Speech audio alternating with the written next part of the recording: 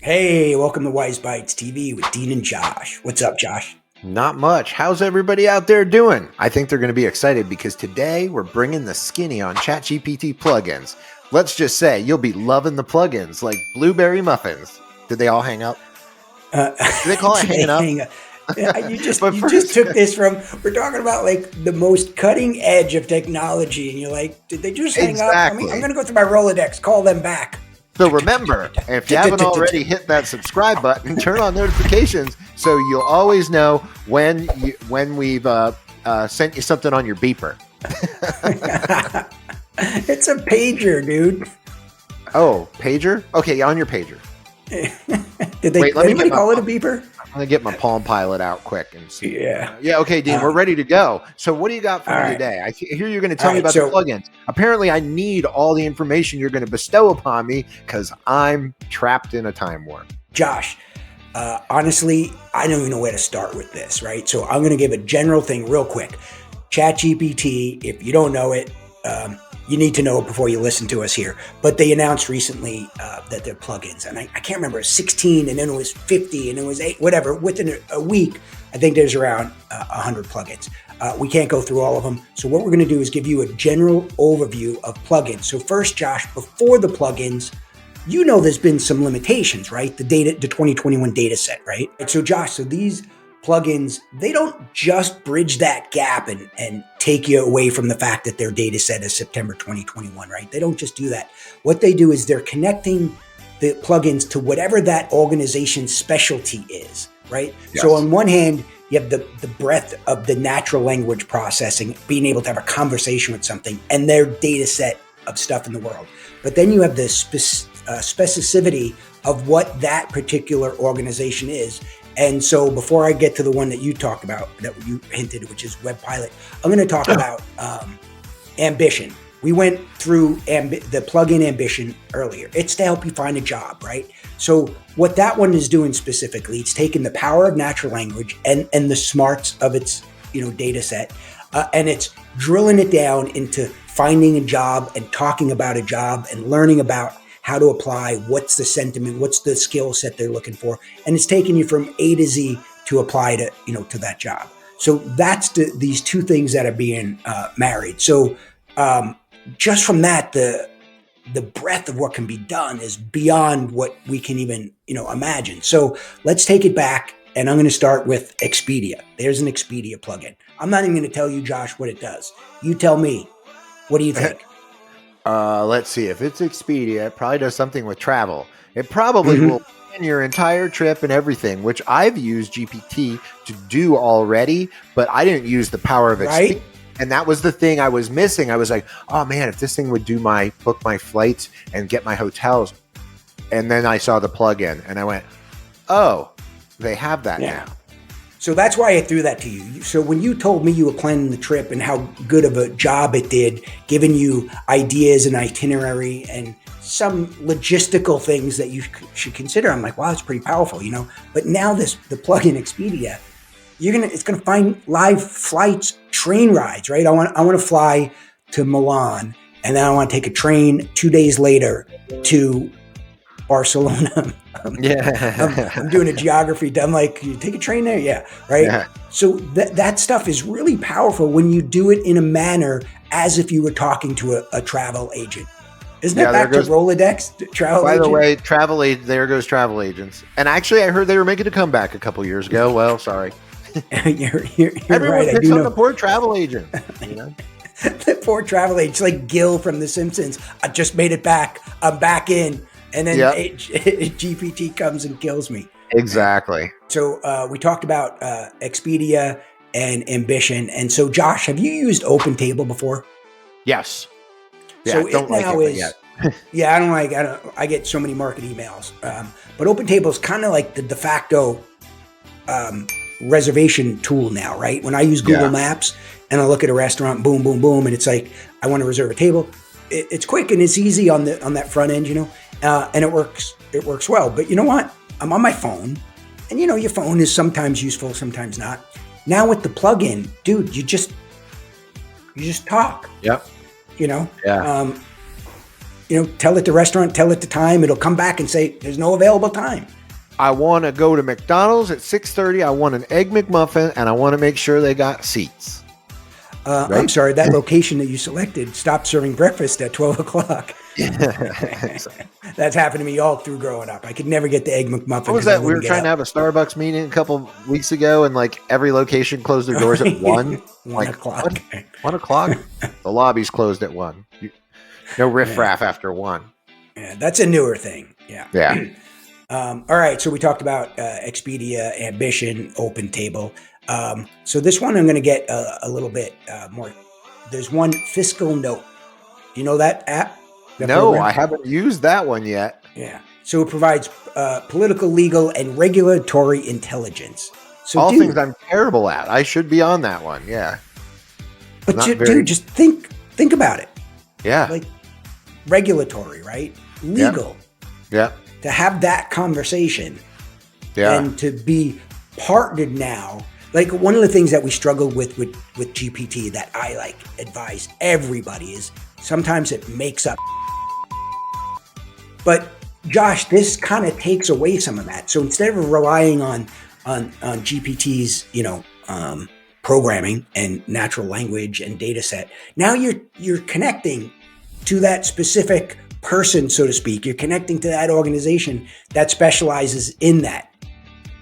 Yeah, no, it really makes all the difference just in the other apps I've used. So I can only imagine, and can I interject something here that's pretty funny?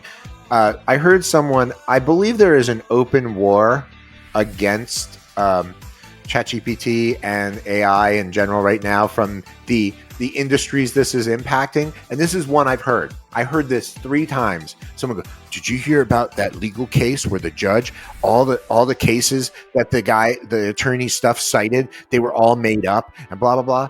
And they're like, so now AI's garbage to them. And I went, Yeah. Mm-hmm. yes. And if he probably was using 3.5 and it was pulling a bad data set and it was just making stuff up because it does.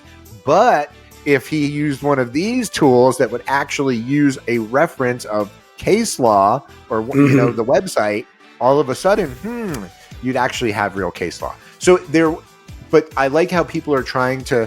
I mean, it's only a matter of time but you're starting to see it. I gave the analogy of every time I hear, they're like, "Did you hear one of those driverless cars got in a car accident?" I'm like, "Yeah, did y'all?" That's what it is. There were 400 car accidents today with humans driving. I mean, of course, but it's funny that I'm starting. I just had to throw that in there. Sorry. That's a great analogy because that's what it's like. It's like they conflate the wrong thing. It's not like, oh my God, like 400 humans got in an accident in a 20-mile radius. There was one in 14 months of a autonomous car that got in an accident. So Josh, back to your attorney. You know what? You've given him too much credit. I don't care if he used 3.5 and he should have used 4. He could use version 6, which isn't out yet. It was the guy. He didn't understand it, right? So one, he didn't know it came back with made up stuff sometimes, right? He didn't know that. But the way he was prompting, everything about what he was doing was wrong. He wasn't a tech guy. He didn't take the time to learn it. It was all. Don't say his name. He might sue you. Whoever this picture. I don't even know who the person is. It's just a news blog. I don't even know what his name is either. Don't sue Dean Batson. Yeah. So Josh, with that said, it comes back to prompting, and so let's go back to the grand scale of plugins. This is the benefit and the problem. You and I spent a lot of time doing this. How many plugins have you used? So far, like 5. Right. And I've been tempted to do 50, but I literally. And why haven't you?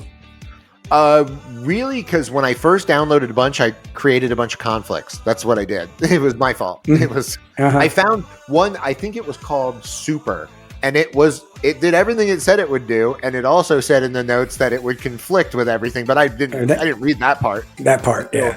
Until I found out it did, but it was cool, and I bet you this week it's probably perfect. Yeah, but I threw you a bone. You were supposed to bite. The reason that we're not using all 100 of them is, forget about the conflict, is I don't know what they do. Yeah, I haven't had the time yet. right? And so that's the big thing. This is the greatness of it, and the what's scary about it is, man, I got to put in the time, and that's what you and I are doing, right? But if we're putting in the time and we're struggling to keep up, we know a lot of other people are. That's why, Yeah. Josh, they need to subscribe and follow. So with that said, I'm going to go and talk about another plugin, right, of a tool that you and I have been using for years, Zapier. Yep. Oh yeah. I just saw that and I was like, that's one I've wanted to play with, but I've also not wanted to go down the wormhole. But I was speaking with a dear friend of mine today about accounting, and they were talking about, well, if I could connect, other certain clients' bank accounts with QuickBooks, and I'm like, well, you could create a Zap for that. Yeah, but I don't know how to do that. I'm like, okay. This weekend I might have to play with that for her and see if it works. But once I saw Zapier had an app, the reason I've used Zapier, several of us have, I've used it for Trello and used it to integrate, tables and Excel files. Dude, And I've been in your account, and you've used it a lot more than you think. Yes. Oh, yes. Over the years, you've had 200 Zaps. Yeah. Right? You have. And the thing is, like, every time I have to like buckle in because it's a pain to connect, and they make it as easy as it is. They do a good job. Yeah, they do a great job, and to me, it's still frustrating. And now I'm going, oh my god, I'm going to be able to just say what I want done, and it'll be done. All right, Josh. So I'm using that as my segue. That's why I picked Zapier, right? So Zapier is a very logical if this then that, right? That's exactly what it is. IFTTT is a competitor of Zapier, right? But that's what it is. If you do this, then this happens, and then if that happens, then this happens. So it's a very logical thing. But a lot of people who don't do this stuff, even though Zapier is pretty straightforward, they don't know. The other thing about Zapier is you don't know what the functions of the two pieces of software that you want to connect. So, Josh, give me an example. You talk about Trello before I continue. Give everybody a Zapier example. Yeah, so like Trello, Facebook has a great lead form good capture. So I was using it to get lead form. Like, people would fill out a lead form on Facebook. They're very powerful tools. No one even knows they're there. And if you do finally find them, because Meta likes to bury stuff like that, you find it and you use it, then it gives you this data set that's like living on an exportable CSV file. And you're like, if I could only get all of this stuff into my CRM without cutting and pasting, that would be a fabulous thing, but it doesn't integrate with my CRM. Yes, it does with a Zap. So the Zap will, So what you do then, you say, if a new Facebook, I'm oversimplifying. Yeah. If a new Facebook lead comes in and you connect it with Facebook, then I want you to take that new lead and write it into my Trello board, right? Let's just say you have a Trello board called New Leads. I want you to write into a Trello board, and then you connect it with Trello. So the thing is, Josh, is like, that's awesome, but you know all the capabilities before Zapier is involved, right? You know this stuff. A lot of people, they don't know, right? So now the power of this is, you don't know Zapier, you don't know how to use it, but you get the plugin, you speak. What can you do for me? Literally, hey, Zapier plugin, what do you do? This is what I do, because I've done this, and it gives you an explanation. It's like, okay, I want to connect this and that. Can I do that? Yes, you can. And it talks you through it. It's like having an IT guy sitting right next to you. Actually, it's better because you know some of the IT guys, right? Yeah. So it's better than having the IT guy. You don't have to put in a service request and wait 36 hours for that guy to show up. He's right there, just waiting for you. Yeah. So, Josh, I'm going to just say 5 things, right? Plugins will enhance functionality. It gives you greater customization, greater interoperability, scalability, and innovation. And this is the problem. Those are so generic. Those are so great in breadth that the only thing I can tell everybody is start somewhere. Take a step. Start somewhere. And with that, Josh, tell us about WebPilot, because it's the lowest bar of entry that's going to be the most impactful and useful. Yeah, WebPilot will actually analyze and go to websites on demand, so that you can't look at data sets that are pre-2021 as kind of thrown out. It's you can actually choose the data set or the website or a web page, or I'm not going to get into the So, and what it was funny, there's now an app that'll read a PDF too. So, but prior to that, what we were doing was taking a PDF now and putting it on a website so it was searchable, so we could use WebPilot to do it. And of course, now they made a PDF filler one that reads PDFs as well. I don't want to jump into that, but there's oftentimes you want to use that as a point of reference. So we're in marketing. I'm looking at clients' websites and going, hi, I got this client. He's having a problem. His website's not converting. Can you please analyze this website? Not cut and paste it, analyze it. And it comes back with amazing insights, and it's looking in the back. It's telling me the SEO issues. It's telling me, you're seeing like obvious stuff that you were overlooking, even being in marketing. It was like, oh my goodness, I didn't see there's an opportunity here. So just that, but I like being able to use it for large data, like large websites. Like I can literally say, based on this, I was doing something where I was like, please read this handbook that's a PDF online and use that as the point of as my informational source. And it was phenomenal. Just absolutely. So Josh, phenomenal. I'm going to take it back. So you said, hey, analyze my client site, right? Yeah. Give me some stuff that is good or bad. Then you could say, hey, my main goal of the site, or my client's main goal, is they want somebody to call in. They want to call. Tell me what you think about that. What are we missing, right? But the other thing is, Josh, that we didn't talk about, I know you've done, is you take a competitor site or sites and say, now analyze these two competitors and then tell me what they're doing better than me. Yeah, exactly. So you might think at first, like, oh, it's going to, people are going to, like us, might lose job. No, because now they see all these things that their competitors do, and they're like, Josh, Dean, I need you to do A and B and C, right away. I can't believe I'm not doing this. Exactly. All right, so I'm gonna revisit one sentiment. I know we talked about this. Like in my house, I'm in the Google ecosystem, and you're agnostic. You got like a Windows laptop, you have an iPhone, you have a Palm Pilot, right? You have a pager. I don't know. I don't have a Palm Pilot, but I probably have a pager around here somewhere. Yeah. So you're all over the place. But if you use Siri or in the Google ecosystem, which I got to be careful saying it's going to kick on. And when you traditionally Google stuff, right? We're kind of like ingrained. We're trained that we say things as specific as we can because we don't want to get some erroneous answer. We don't want to waste our time and have to re-say it or retype it. Dude, I watch people prompt and they're trying to do that. It's like, no. It's a conversation. That's why it's called natural language processing. I always tell people my most successful chats are brain dumps.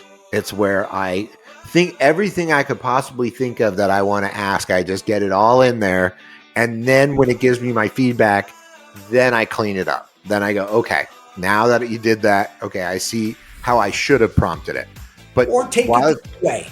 I'm saying that's good because I do that too. Or take it the other way. Say, hey, I got a client and I don't even know where to start. Just look at the site, right? Don't even give it any direction. Just start there because it's a conversation. And it comes back and 5 things are like, duh. But all of a sudden there's, number 6 and number 8 and number 10. It's like, oh, okay. Tell me more about number 10. How could I implement that? Why should I? Why should I not?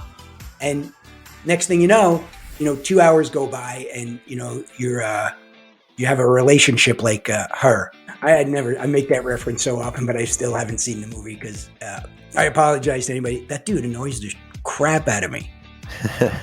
You know what we're talking about? I know exactly what you're talking about. What's funny is how many people have said I look like him. Wait a minute. Really? I don't know. He always looks, dude, sorry, but he always looks kind of homeless. Yeah. That's funny. I can't even pronounce his name. Is it Joaquin? Yeah. Hoquin? Yeah. Hey, Josh, can you wrap us up? Yeah. So I just hope you guys got something out of this.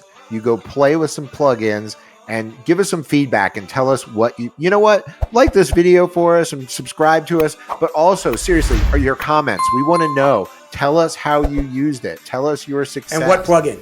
Yeah, and you know what? If you go to Wise Bites TV, we have a thing. You could be on our podcast where you could sign up and check. You maybe be a guest and tell us all about how it revolutionized your business or industry. It's awesome because it can do that.